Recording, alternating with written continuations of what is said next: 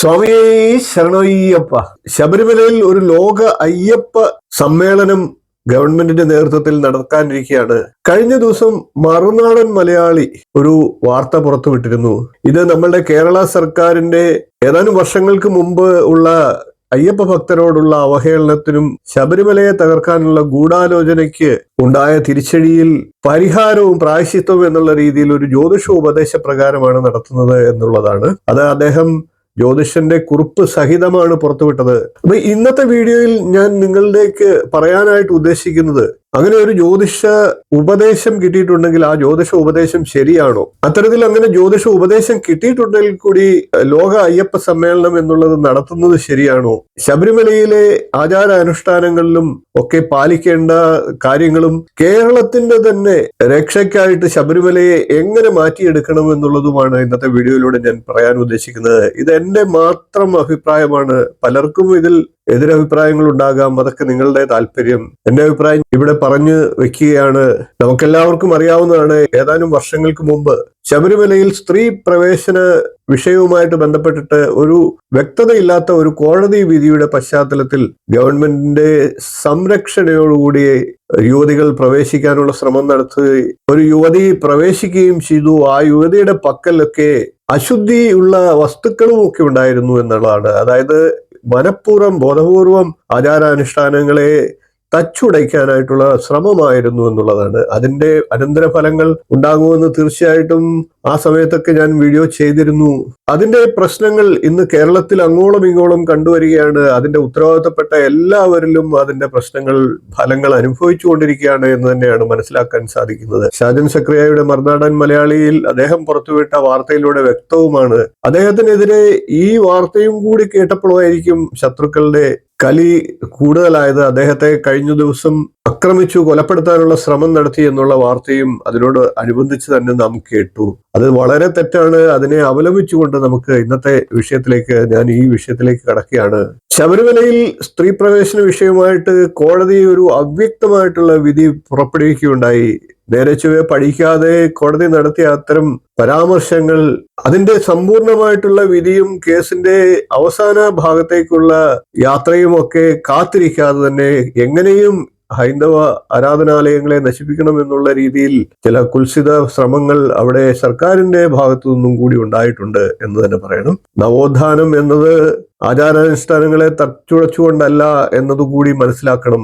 എന്നാൽ ഈ സർക്കാർ മാത്രമാണോ ശബരിമലയോട് അനീതി കാണിച്ചത് എന്നും നമുക്ക് ചിന്തിക്കേണ്ടിയിരിക്കുന്നു. കാലങ്ങളായി വരുന്ന സർക്കാരുകളെല്ലാം തന്നെ ശബരിമലയെ ഒരു കച്ചവട ചരക്കായി മാറ്റുകയാണ് ഉണ്ടായത്. നമ്മളുടെ കേരളത്തിന്റെ ആധ്യാത്മിക നവസിൽ ഉയർന്നു നിൽക്കുന്ന ഉന്നതമായിട്ടുള്ള കൈലാസം തന്നെയാണ് ശബരിമല.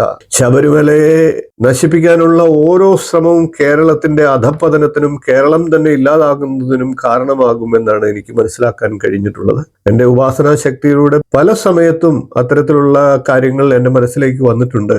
കേരളം സൃഷ്ടിച്ചത് തന്നെ കടലിൽ നിന്നാണ് എന്നുള്ളതാണ് നമ്മളുടെ ഐതിഹ്യം പറയുന്നത്.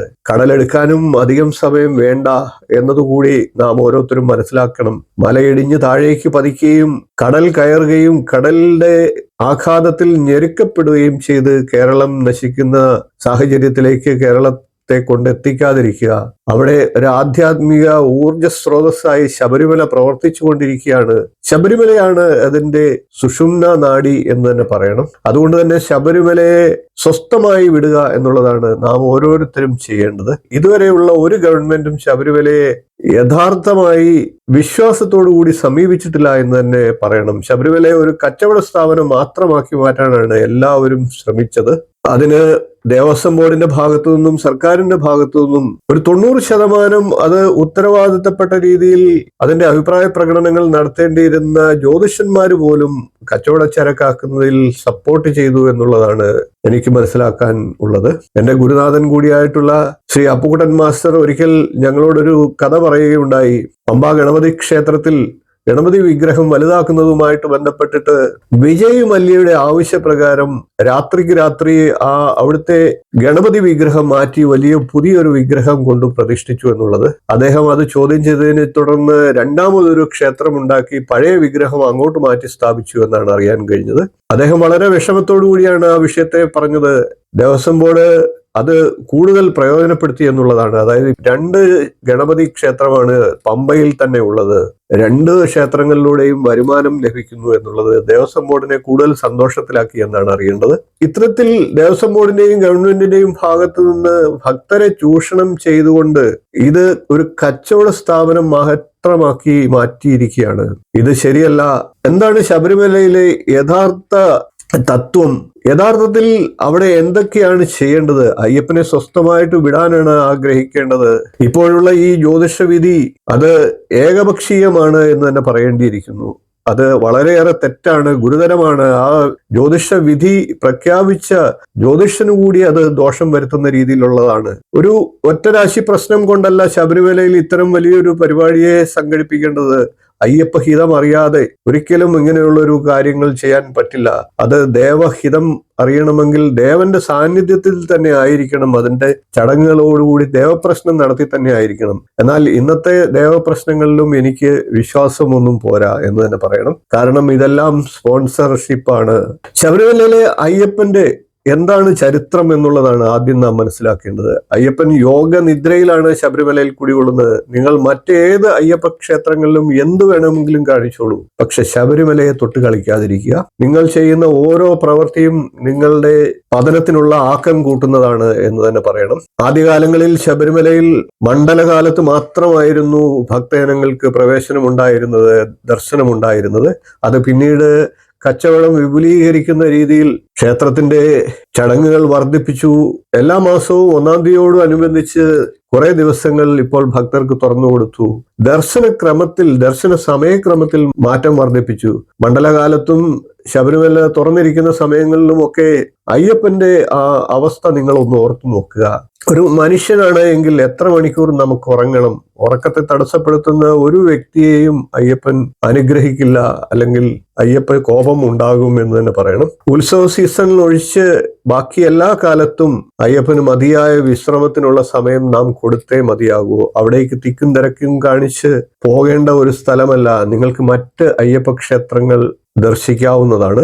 ഇപ്പോഴുള്ള ജ്യോതിഷ വിധിയിൽ ഒരുപാട് കാര്യങ്ങൾ പറഞ്ഞിട്ടുണ്ട്. പല കാര്യങ്ങളും നല്ല കാര്യങ്ങൾ തന്നെയാണ്. പക്ഷെ എന്നാൽ അയ്യപ്പ സത്രം നടത്തി അത് ഭക്തരിലേക്ക് കൂടെ ഈ ചെയ്തു പോയ പാപങ്ങൾക്കുള്ള ദോഷശാന്തി വ്യാപിപ്പിക്കുന്നത് ഒരു സതുദ്ദേശത്തോടു കൂടി പറഞ്ഞ ഒരു കാര്യമായിട്ട് എനിക്ക് തോന്നുന്നില്ല. അങ്ങനെ മറ്റുള്ളവരെയും കൂടി വരുന്ന ഭക്തജനങ്ങളിലേക്ക് ഇത് വ്യാപിപ്പിച്ച് അവർക്ക് കൂടി ഈ പാപത്തിന്റെ പരിഹാരം വീതിച്ചു നൽകുക എന്നുള്ളത് ഒരു ലോജിക്കില്ലാത്ത ഒരു പരിഹാരം തന്നെയാണ് എന്ന് തന്നെ പറയണം. അത്തരത്തിൽ ചിന്തിക്കാൻ ഒരു ജ്യോത്സ്യൻ പാടില്ല എന്ന് തന്നെ പറയണം. താൻ ചെയ്യുന്ന കർമ്മങ്ങൾ താൻ അനുഭവിച്ചിടുക എന്നതേ വരൂ എന്നുള്ള പ്രമാണം ഇവിടെ ഓർക്കേണ്ടതായിട്ടുണ്ട്. അതുപോലെ തന്നെ അവനവന് ആത്മസുഖത്തിന് ആചരിക്കുന്നത് അപരന് സുഖത്തിനായി വരണം എന്നുകൂടി നമ്മുടെ ഗുരുക്കന്മാർ പറഞ്ഞിട്ടുണ്ട്. ഇവിടെ അവനവന്റെ തെറ്റുകൾക്ക് പ്രായശ്ചിത്തമായിട്ട് വിധിച്ചിരിക്കുന്നത് മറ്റുള്ളവർക്ക് കൂടെ ആ തെറ്റ് വീതിച്ചു കൊടുക്കുക എന്നുള്ള സമ്പ്രദായമാണ്. ഇത് എവിടുത്തെ ന്യായമാണ്? ഇത് എന്ത് വിധിയാണ് എന്ന് തന്നെ എനിക്ക് മനസ്സിലാക്കുന്നില്ല. ഇത്തരത്തിൽ ഇനി ഒരു ജ്യോതിഷൻ അങ്ങനെ ഒരു പ്രശ്നത്തിൽ കണ്ടെത്തി പറഞ്ഞിട്ടുണ്ടെങ്കിൽ തന്നെ അതിന്റെ ആത്യന്തികമായിട്ട് തീരുമാനമെടുക്കേണ്ടത് ശബരിമല സന്നിധാനത്തിൽ വെച്ച് നടത്തുന്ന ദേവപ്രശ്നത്തിലായിരിക്കണം. അല്ലാതെ ഏകപക്ഷീയമായി ദേവസ്വം ബോർഡോ സർക്കാരോ അല്ലെങ്കിൽ ഭക്തജന സംഘടനകളോ ഒരു സംഘടനയ്ക്കും അങ്ങനെ ചെയ്യാനുള്ള അവകാശമില്ല എന്ന് തന്നെ പറയണം. കേരളത്തിന്റെ രക്ഷകനാണ് ശബരിമല ശ്രീ ധർമ്മശാസ്താവ്. അദ്ദേഹം ശബരിമലയിലേക്ക് എത്തിയത് തന്റെ എല്ലാ ഭൗതികമായിട്ടുള്ള കെട്ടുപാടുകളും ഒഴിവാക്കിക്കൊണ്ട് ശാന്തമായി സ്വസ്ഥമായി യോഗ നിദ്രയിൽ ലയിക്കാനാണ്. ധർമ്മശാസ്താവിലേക്ക് വിലയം പ്രാപിച്ചുകൊണ്ട് ശാന്തമായി ഏകാന്തമായി ഇരിക്കാനാണ്. തത്വമസി എന്നുള്ളതാണ് ഇപ്പോൾ ദേവസ്വം ബോർഡിന്റെ പുതിയ ദർശനക്രമവും ഒക്കെ അതിൽ ഭക്തരെ പൈസയുടെ അനുസരിച്ചിട്ട് വിഘടിപ്പിച്ചുകൊണ്ട് കൂടുതൽ പണം നൽകുന്നവരെ ഉന്നതമായിട്ടുള്ള കാറ്റഗറിയൊക്കെ മാറ്റിക്കൊണ്ടുള്ള ദർശന സൗകര്യമൊക്കെ തുടങ്ങാൻ പോകുന്നു എന്ന് കേട്ടു. അയ്യപ്പന്റെ തത്വം തന്നെ തത്വമസി എന്നുള്ളതാണ്. അഹം ബ്രഹ്മാസ്മി, തത്വമസി എന്നീ തത്വങ്ങളെ മറക്കാതിരിക്കുക. എല്ലാവരും ഏകോദര സോദരേന വാഴുന്ന മാതൃകാ സ്ഥാപനം എന്ന് നമുക്ക് വേണമെങ്കിൽ ഇവിടെ ശബരിമലയെ വിശദീകരിക്കാം. അവിടെ പണം കൊണ്ട് നിങ്ങൾ ഭക്തരെ വേർതിരിക്കാതിരിക്കുക. അത് കൂടുതൽ നിങ്ങൾക്ക് അയ്യപ്പ ശാപത്തിനെ ഉതകുകയുള്ളൂ എന്ന് പറയണം. ശബരിമലയിൽ എന്താണ് ഭഗവാൻ ഉദ്ദേശിച്ചത്? സ്വസ്ഥമായി ഇരിക്കുക എന്നുള്ളത് തന്നെയാണ്. യോഗ നിദ്രയാണ് ഭഗവാന്റെ അവിടുത്തെ വിഗ്രഹം. യോഗനിദ്രയായിട്ടിരിക്കുമ്പോൾ ഭക്തർ പരമാവധി ശല്യപ്പെടുത്താതിരിക്കുക എന്നുള്ളതാണ്. അതിനായിട്ട് എന്റെ ചില നിർദ്ദേശങ്ങൾ ഞാൻ ഇവിടെ പറയുകയാണ്. ശബരിമലയിലെ കാലങ്ങളായി പല ഗവൺമെന്റുകളും ദേവസ്വം ബോർഡും ഒക്കെ ഇതിനെ ഒരു കച്ചവട ചരക്കാക്കി മാറ്റുന്നതിന് വേണ്ടി ദർശന സമയം വർദ്ധിപ്പിച്ചു, ദർശന ദിവസങ്ങൾ വർദ്ധിപ്പിച്ചു. ഇതെല്ലാം പഴയ ആദ്യത്തെ ആചാരപ്രകാരം പുനർക്രമീകരിക്കുക. അതിന് തന്ത്രി നിർബന്ധം പറയണം എന്ന് തന്നെയാണ് എൻ്റെ അഭിപ്രായം. ഭഗവാനെ സ്വസ്ഥനായിട്ടിരിക്കാൻ അനുവദിക്കുക.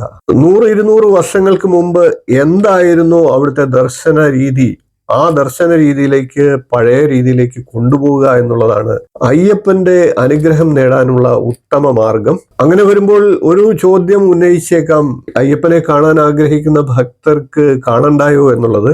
അയ്യപ്പനെ കാണാൻ ആഗ്രഹിക്കുന്ന എല്ലാ ഭക്തർക്കും കാണണം എന്നുള്ളതാണ് എന്റെയും ആഗ്രഹം. എനിക്കും അത് തന്നെയാണ്. എല്ലാ മാസവും പോയി തൊഴാൻ പറ്റുന്നെങ്കിൽ അങ്ങനെ തൊഴാനും ആഗ്രഹമുണ്ട്. പക്ഷേ നാം ഒന്നോർക്കണം, അയ്യപ്പന്റെ ശാന്തിയും സ്വസ്ഥതയുമാണ് നമുക്ക് പ്രധാനം. അതാണ് നമ്മളിലേക്ക് അനുഗ്രഹമായി എത്തേണ്ടതും. അങ്ങനെ വരുമ്പോൾ ആധാർ ഉൾപ്പെടെയുള്ള മാർഗങ്ങളിലൂടെ ഓരോ വ്യക്തിക്കും ദർശനം കൃത്യപ്പെടുത്തുകയും മുൻകൂട്ടി അപേക്ഷ കൊടുത്തുകൊണ്ട് ദർശനത്തിന് വേണ്ട കാര്യങ്ങൾ ക്രമീകരിക്കുകയുമാണ് ചെയ്യേണ്ടത്. ഇപ്പൊ എല്ലാ മാസവും ദർശനം നടത്തുന്ന വ്യക്തികളൊക്കെ ഉണ്ട്. എല്ലാ മാസവും അയ്യപ്പനെ ദർശിച്ചുകൊണ്ട് കൂടുതൽ പുണ്യം നേടിയെടുക്കാമെന്നൊന്നും എനിക്ക് അഭിപ്രായമില്ല. അയ്യപ്പനെ സ്വസ്ഥമായിട്ടും ശാന്തമായിട്ടും ഇരിക്കാൻ ഓരോ വ്യക്തിയും ശ്രമിക്കുകയാണ് ചെയ്യേണ്ടത്. അതിലൂടെയാണ് അയ്യപ്പ പുണ്യം നമുക്ക് നേടിയെടുക്കാൻ സാധിക്കുക എന്നാണ് എൻ്റെ അഭിപ്രായം. ഇങ്ങനെ ഒരു വാർത്ത കേട്ടപ്പോൾ ഉണ്ടായ ദുഃഖത്തിൽ നിന്നും അല്ലെങ്കിൽ ആശങ്കയിൽ നിന്നും ഉടലെടുത്തതാണ് ഈ വീഡിയോ. പെട്ടെന്ന് തയ്യാറെടുത്തുകൊണ്ട് ചെയ്തതൊന്നുമല്ല. ഇതിൽ തെറ്റുകുറ്റങ്ങളൊക്കെ ഉണ്ടാകാം, അഭിപ്രായ വ്യത്യാസങ്ങളും ഉണ്ടാകാം. എന്റെ മനസ്സിൽ തോന്നിയത് പെട്ടെന്ന് പറഞ്ഞു എന്ന് മാത്രം. ഗവൺമെന്റിന്റെ ഒത്താശയ്ക്ക് നിന്നുകൊണ്ട് ക്ഷേത്രങ്ങളെ കച്ചവട ചരക്കാക്കാതിരിക്കുക. സർക്കാരിന്റെയും ദേവസ്വം ബോർഡിന്റെയും ഭാഗത്തു നിന്ന് യഥാർത്ഥമായിട്ട് അയ്യപ്പ കോപത്തെ ഇല്ലാതാക്കാനാണ് നിങ്ങൾ ആഗ്രഹിക്കുന്നതെങ്കിൽ, അത് ആത്മാർത്ഥതയോടുകൂടിയാണ് എങ്കിൽ 200 വർഷം മുമ്പത്തെ പഴയകാല ചടങ്ങുകളിലേക്ക് ക്ഷേത്രത്തെ മാറ്റിയെടുക്കുക. എല്ലാവർക്കും എപ്പോഴും കയറി ചെല്ലാവുന്ന ഒരു സ്ഥലമായിട്ട് ശബരിമല ക്ഷേത്രത്തെ മാറ്റാതിരിക്കുക. അതിന് പകരം മറ്റേതെങ്കിലും ഒരു ക്ഷേത്രത്തെ വിപുലീകരിച്ചുകൊണ്ട് ദർശനം അങ്ങോട്ടേക്ക് മാറ്റാവുന്നതാണ്. അങ്ങനെ ഏതെങ്കിലും തരത്തിൽ സൗകര്യങ്ങൾ ചെയ്തുകൊണ്ട് ഇതിനൊരു പ്രതിവിധി ചെയ്യാവുന്നതാണ്. അങ്ങനെ ചെയ്യുമ്പോൾ പോലും ദേവന്റെ ഹിതം ശരിയായി അറിഞ്ഞുകൊണ്ട് വേണം. ഇതിലൂടെ ആരെയും വിമർശിക്കാനോ വ്യസനിപ്പിക്കാനോ ഉദ്ദേശിച്ചല്ല ഈ വീഡിയോ ഞാൻ ചെയ്തത്. എന്നിരുന്നാലും എന്റെ മനസ്സിൽ തോന്നിയ ആശങ്കകൾ നിങ്ങളെ കൂടി അറിയിച്ചു എന്ന് മാത്രം. ഒരു സാധാരണ അയ്യപ്പ ഭക്തൻ എന്ന നിലയിലാണ് എന്റെ ഈ പ്രതികരണം. എല്ലാവരും ആ ഒരു രീതിയിൽ ഇതിനെ കാണുക എന്നുകൂടി അഭ്യർത്ഥിക്കുന്നു. ഒരുപാട് കാര്യങ്ങൾ ഇനിയും പറയാനുണ്ടാകാം, വിട്ടുപോയിട്ടുണ്ടാകാം. നമുക്ക് മറ്റേതെങ്കിലും അവസരത്തിൽ അത്തരം കാര്യങ്ങൾ ചർച്ച ചെയ്യാം. കേരളത്തിന്റെ ഉയർച്ചയ്ക്ക് അയ്യപ്പനെ സ്വസ്ഥമായി വിടുക എന്നുള്ളത് മാത്രമാണ് ഏക പോംവഴി. അതിനു വേണ്ടത് എല്ലാവരും കൂടി ചേർന്ന് ചെയ്യുക എന്ന് പറഞ്ഞുകൊണ്ട് ഇന്നത്തെ വീഡിയോ ഞാൻ നിർത്തുന്നു. വീഡിയോ ഇഷ്ടപ്പെട്ടുവെങ്കിൽ ഒന്ന് ലൈക്ക് ചെയ്യുക, ഷെയർ ചെയ്യുക, ചാനൽ സബ്സ്ക്രൈബ് ചെയ്യുക, നിങ്ങളുടെ അഭിപ്രായം കമന്റായിട്ട് അറിയിക്കുക. ഇനിയും ഇതുപോലുള്ള വാർത്തകളും വിശേഷങ്ങളുമായി നമുക്ക് വീണ്ടും കാണാം. നന്ദി, നമസ്കാരം, ശുഭദിനം.